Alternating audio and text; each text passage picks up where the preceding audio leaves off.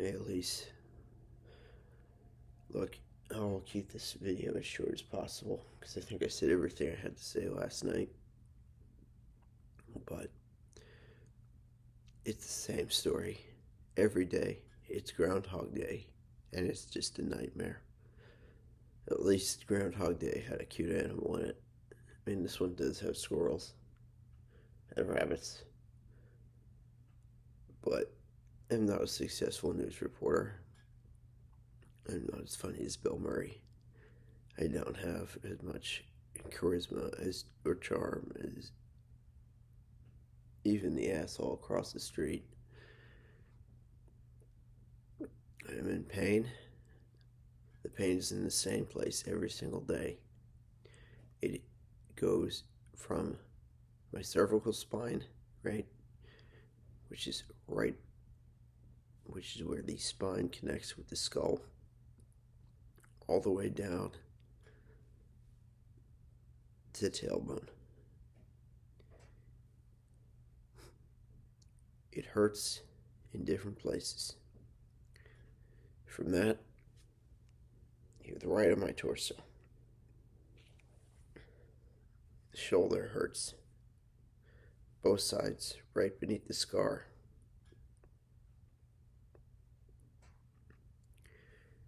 And a large portion of my back. My arm. I believe I probably have a frozen shoulder. It goes all the way down. The forearm doesn't hurt as much, but then you get to the hand. The hand has no sensation. It usually has no grip function. And I feel like I'm becoming a hunchback. It's hard to turn my head. It's almost impossible to lift my arm. I drop things all the time. This is not. There's like no quality to my life anymore. And some of that is self-inflicted because I was smoking cigarettes, which I've stopped. But most of it is a result of this crash. And I think the difference between having real bone and not,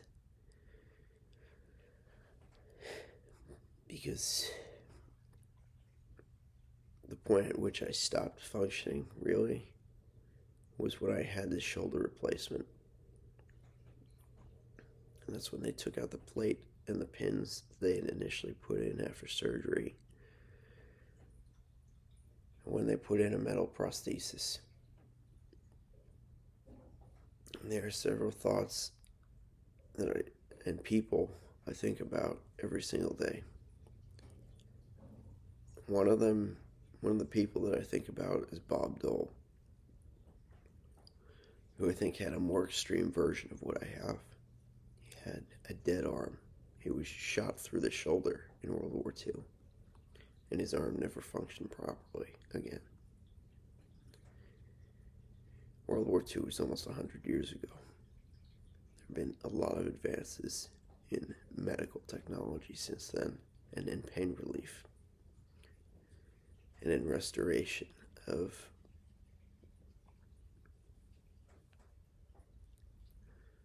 bodily function. And so I do think that having a shoulder replacement,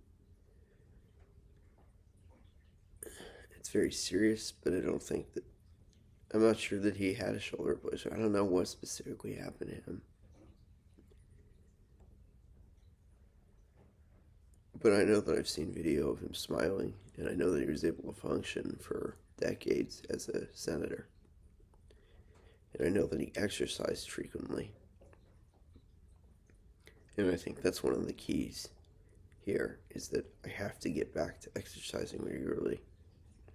And the hardest part is starting.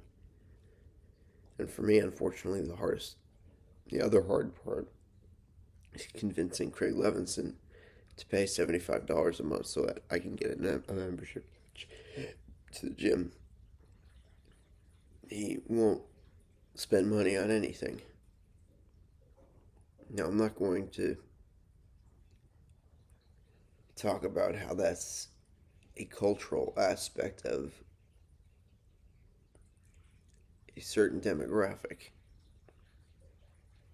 that you and I share in common. But I will say that I do think he's a villain in this story. And he knows that he antagonizes me. And he's intentionally uncooperative.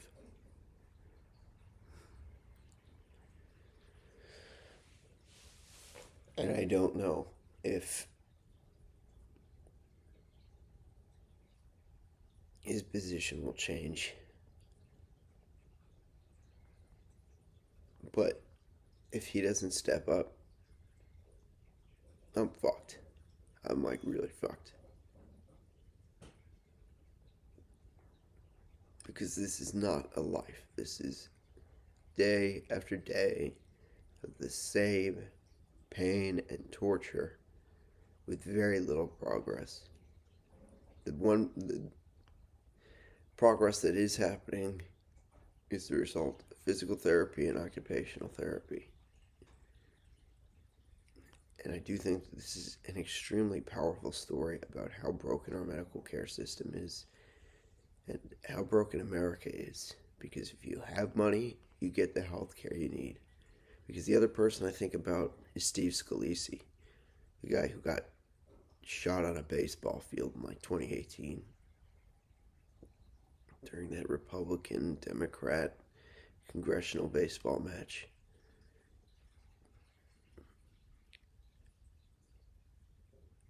Again, I really don't think that there are, or I should say that the similarities between gunshot wound victims and car crash victims are very similar. There's a lot of internal hemorrhaging and shattered bone.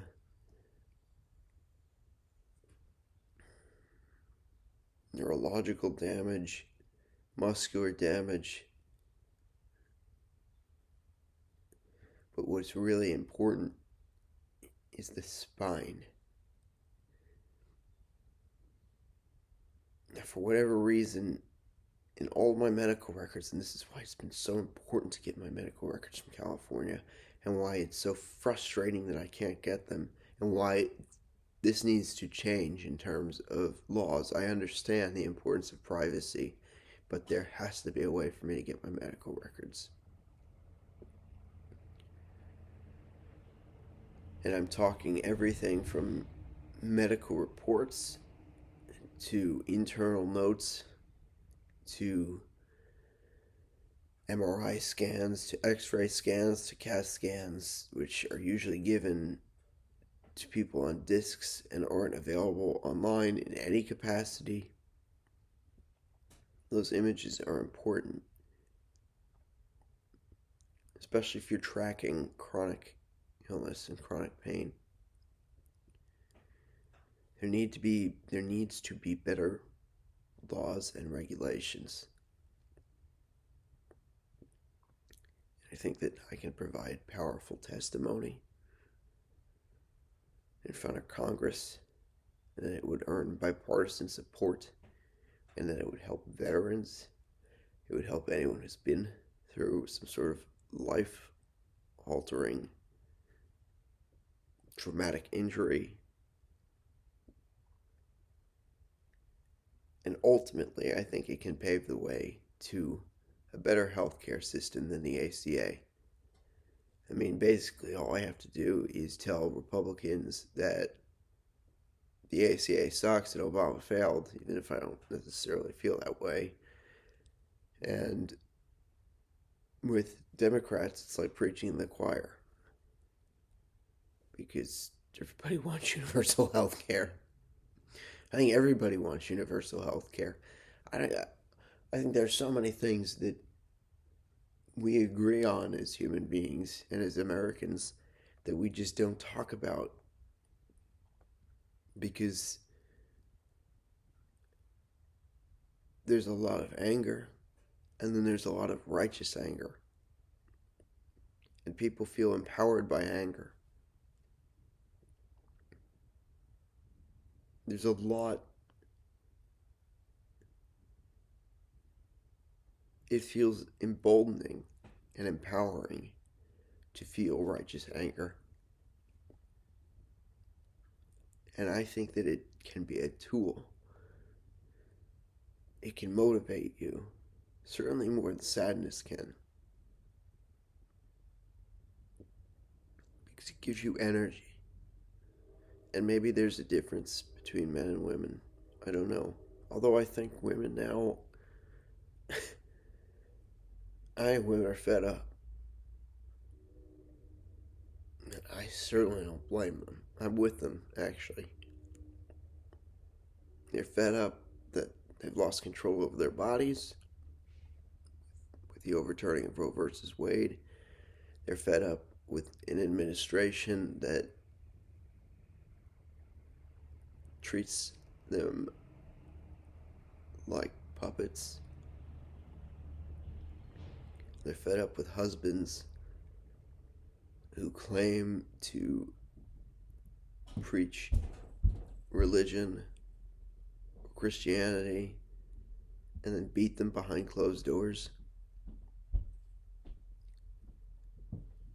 It's been so hard for me to use my arm that I can basically click on an app if it's on the home page of my phone, so I can see the headlines of the New York Times, and I can read the stories. But my arm is like a battery. It gets used up. And unfortunately, the battery life,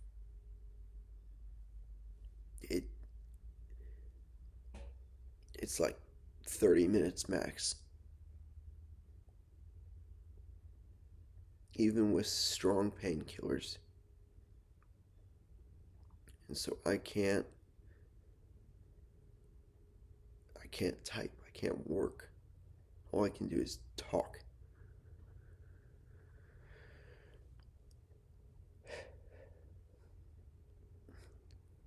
And what's so frustrating, as I was alluding to earlier, is that I know I have the mind, a mind capable of doing incredible things. And if achieving real change and creating brilliant art, composing incredible writing,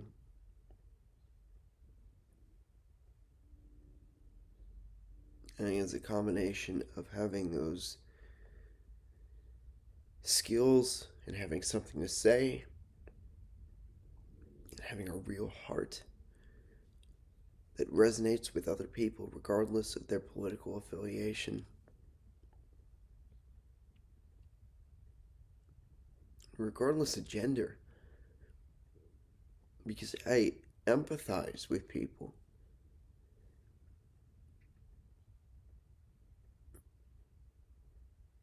I mean, it's one of the things that disturbs me most is how people treat, I guess the politically correct term now is the unhoused. Although as a former homeless person, I'm going to be honest with you. First of all, these terms are confusing even for the people who are being labeled.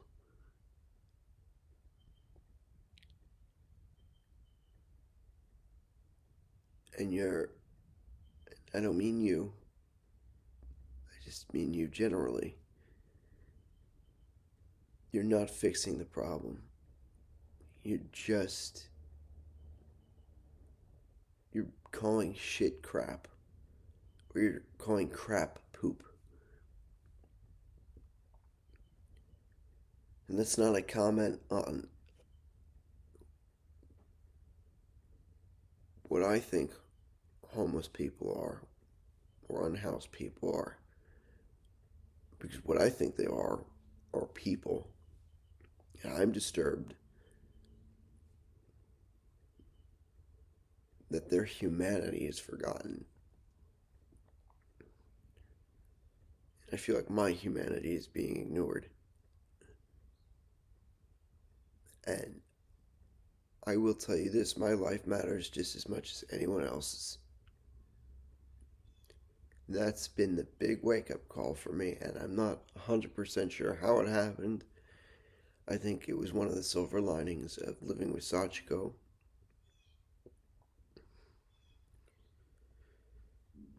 Or even before that, frankly, when I was living with other people in California who were much nicer than Sachiko was, but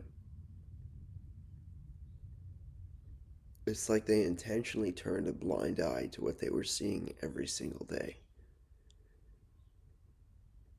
And they didn't want to recognize it for the fucking crisis that it is. I mean, that's what chronic pain is. It's a fucking crisis every single goddamn day. That's why I went to the emergency room 30 or 40 times last year. Because every fucking goddamn day, it is an acute crisis of pain that is debilitating and overwhelming.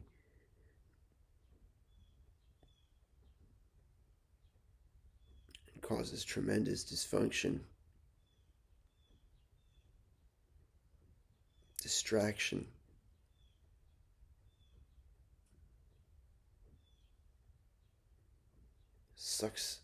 It sucks your soul out of your body.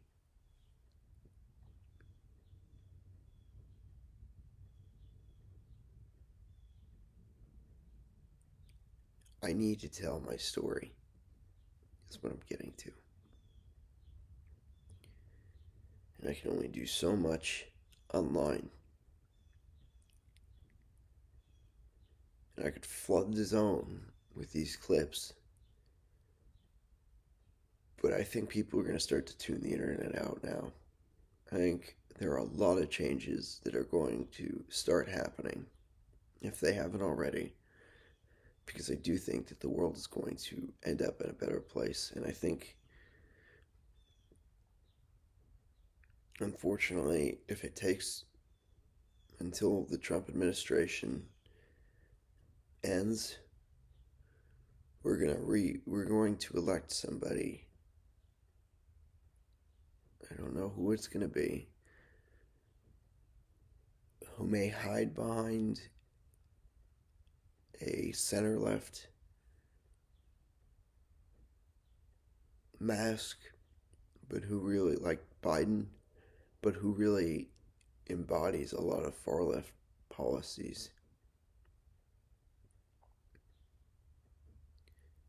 And unfortunately, as we saw with Biden, and as we're seeing with Trump, it's really easy to destroy things, even democracy, but it's really, really difficult to rebuild infrastructure, to rebuild healthcare, to rebuild gun control laws, to rebuild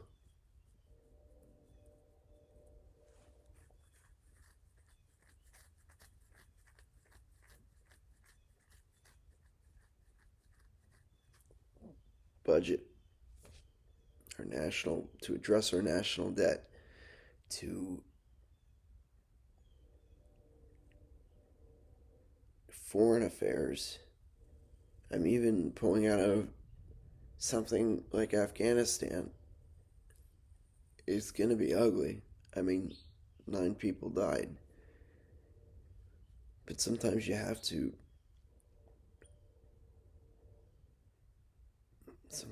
amputate. You have to cut your losses. Which I think is a good segue, because honestly at this point, I know what an amputation of my right arm would look like. It would be really nasty. it wouldn't just be the arm, because the shoulder's involved.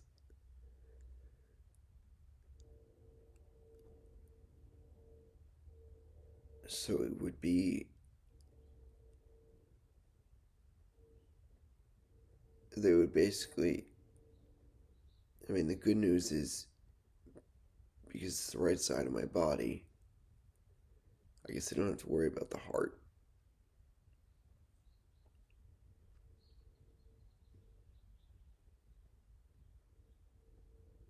But it would be the entire humeral socket, or whatever that area is called, because it was the humeral head that took the brunt of the damage. I don't think we're going to get to that point where amputation is necessary. And if I have to wait a few years to get the health care that I need, I will wait. But there's got to be a better system than this.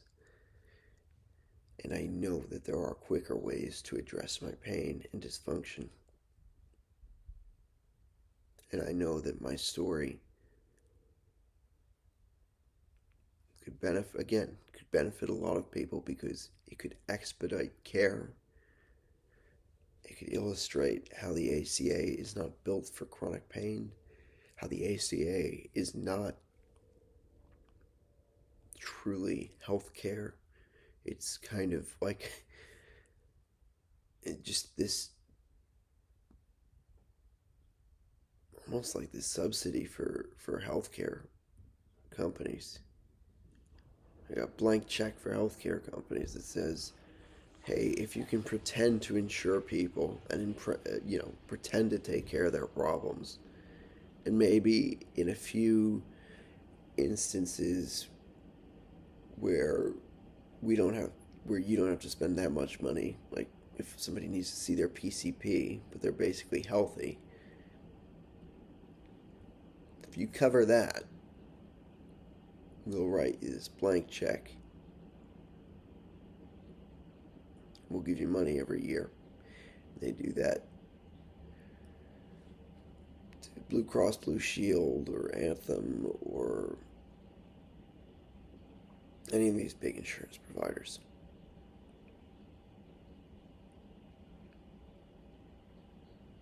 I think capitalism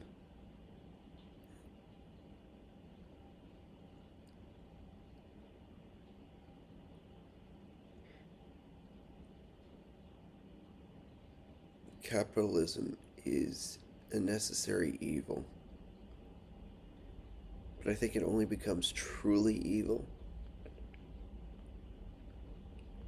when people get so greedy that they stop caring about their neighbors and they stop caring about their fellow Americans.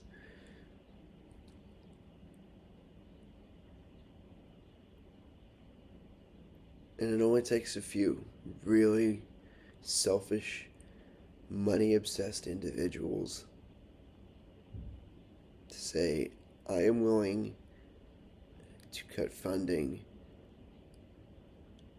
that would go to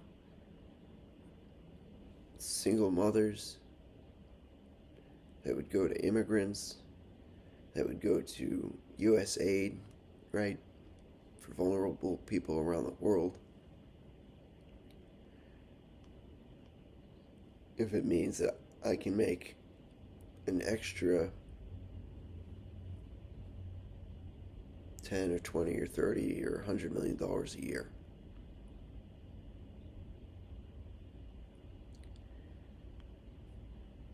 I'm not saying socialism is the answer,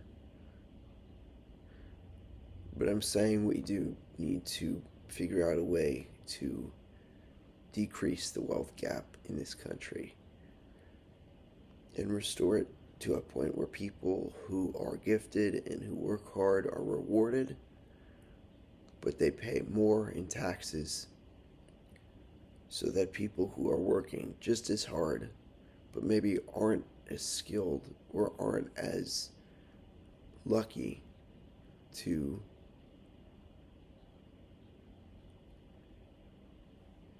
be the fucking CEO of Microsoft. Don't have to work 3 part-time jobs and still not get health care, still not get child care support, still not get food stamps, and still not make enough money to live. We are on the same side politically.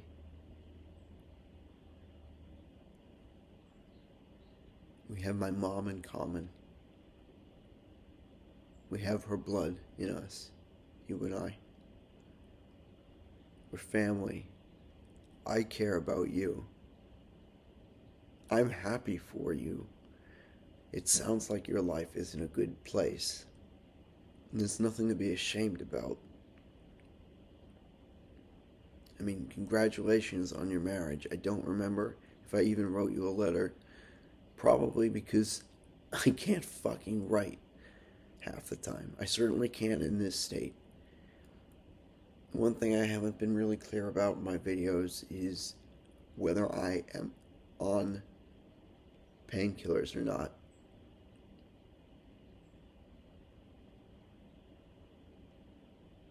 Because that's what makes all the difference in the world. Right now, I can't write. Right now, it's hard to move.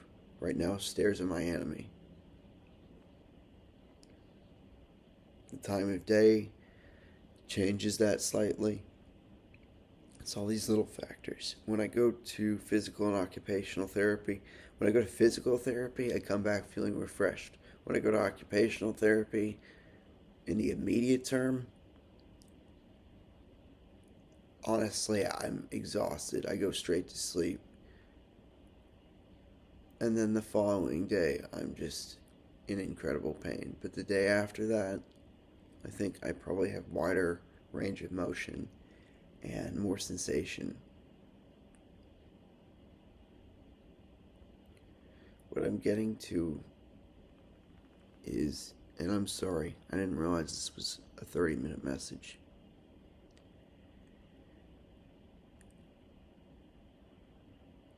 I want you in my life again. I'd like to hear how you're doing. I wish you would visit me so that you can see what's going on firsthand. And I don't want to just be your cousin. I want to be your friend again. And I don't understand what's preventing that.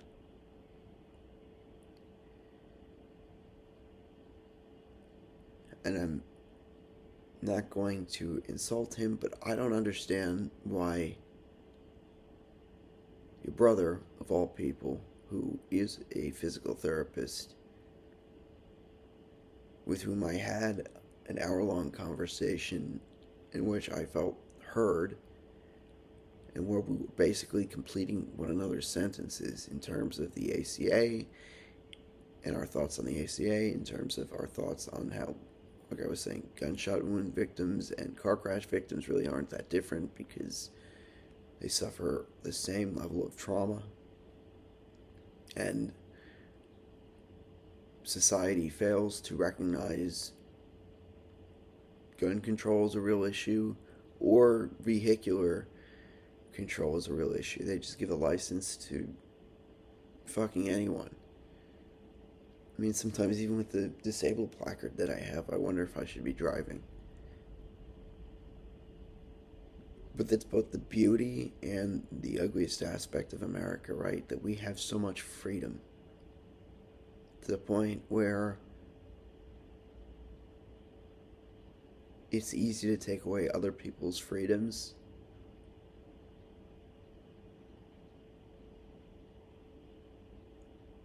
And maybe you'll pay consequences, or maybe there are loopholes in the American justice system.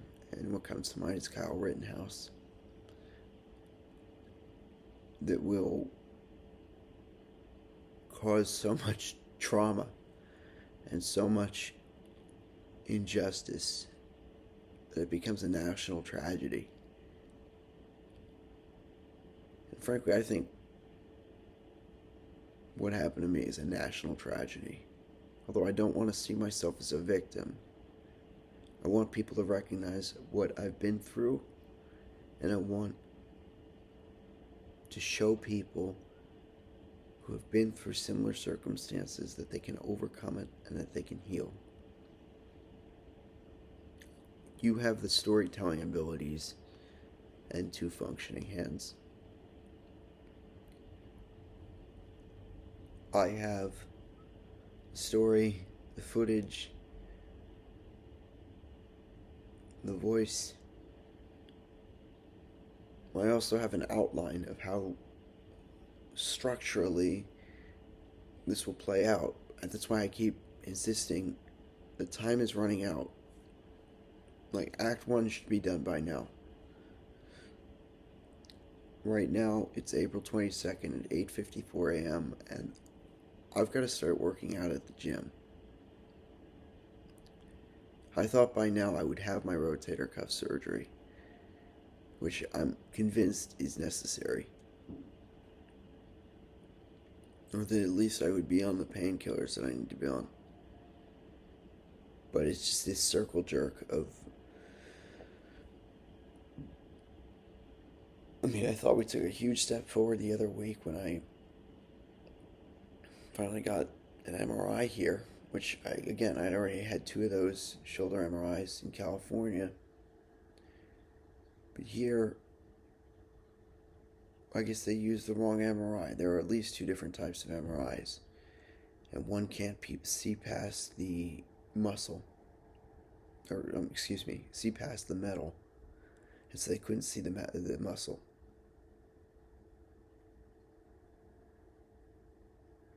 And so now I gotta get that MRI again, and I've gotta wait another 2 weeks.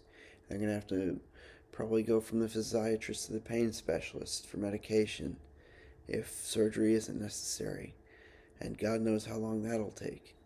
And then some people take my insurance and some people don't. It's just this nightmare of bureaucracy and incompetence and what feels like passive cruelty. So please help me. Help expedite my recovery and get me back on to the person who I was, who smiled, the person who worked hard, who generated an income, who could care about more than himself because he was physically capable of that. I am not physically capable of doing anything, including taking care of my own self. That's why the fucking house is a wreck.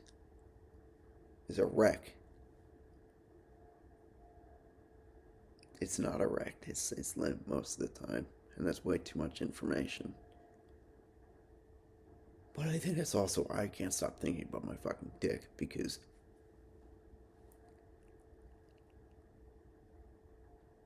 it's been ghost town for 3 years. And by the way, these messages, I've kept them ambiguous as to who they're intended for, because I used to have a lot of friends, and I used to have a lot of people who cared about me. And as you'll notice, I've made like 100 videos at this point. My friend Sean showed up. For the most part, there really hasn't been anyone. And I think it's because society is so apathetic, which is, I think, a problem. Or maybe it's a symptom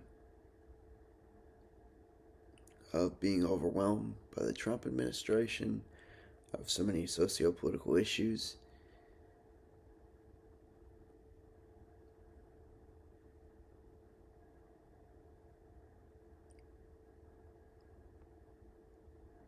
But but a symptom is still a problem. And I just am asking you to help me with my problems,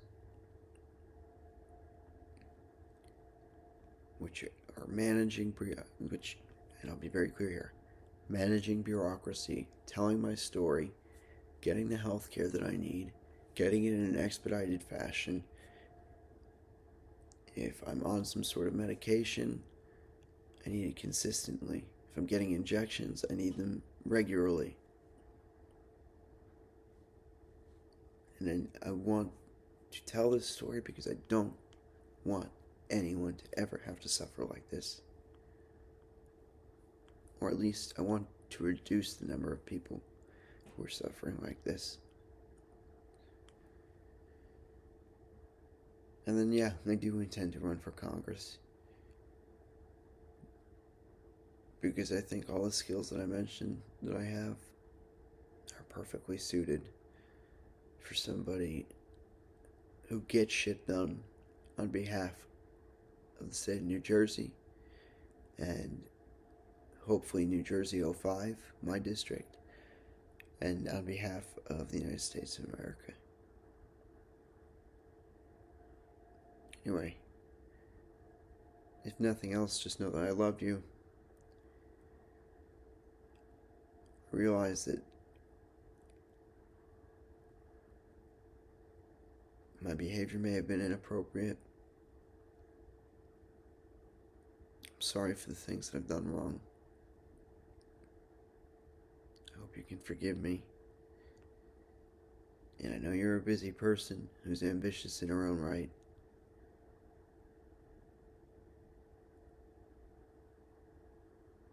There's no way to say this without sounding like a complete dick.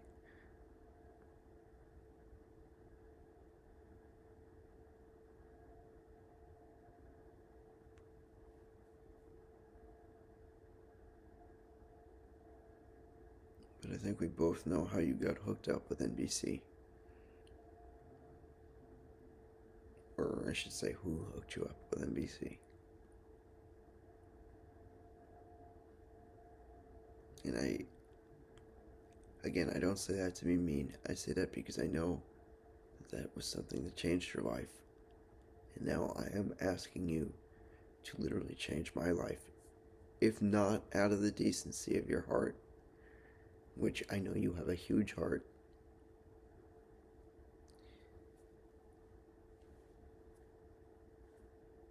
then because, and this is what I'm writing a book about, there needs to be balance in life. People need to reciprocate. You do one good thing, and maybe it comes back to you in a completely different way years down the line.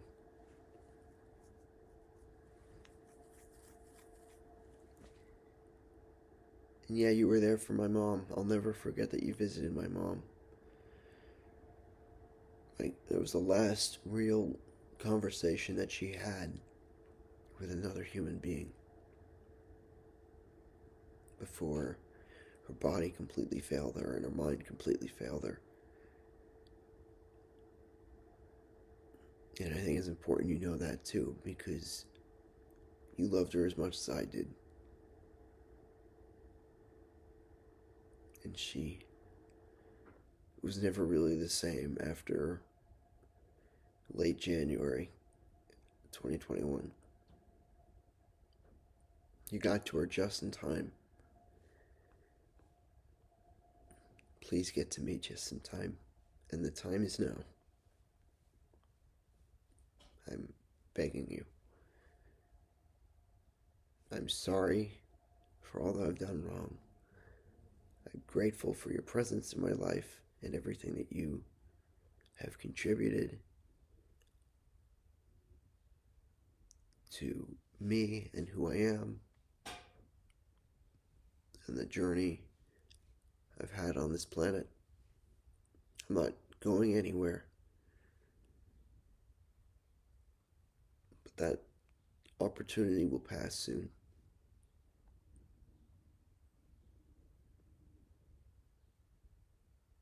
I won't have the chance to tell my story or for it to be effective in the way that I know it can be.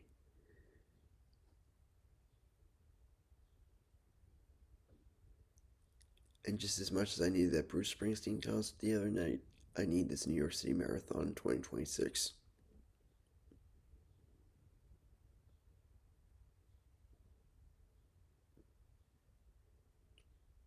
So again, please help me so that I can help other people, so that I can get back to myself, so that I can get back to the world, so that I don't have to make these humiliating public-facing videos, so that I can find myself a wife, start a family, and live my American dream. Smile every goddamn day. I will never, ever take another smile for granted. I love you. I'm wishing you the best, and I hope we talk soon. Make America love again. From Jersey with love. Yeah.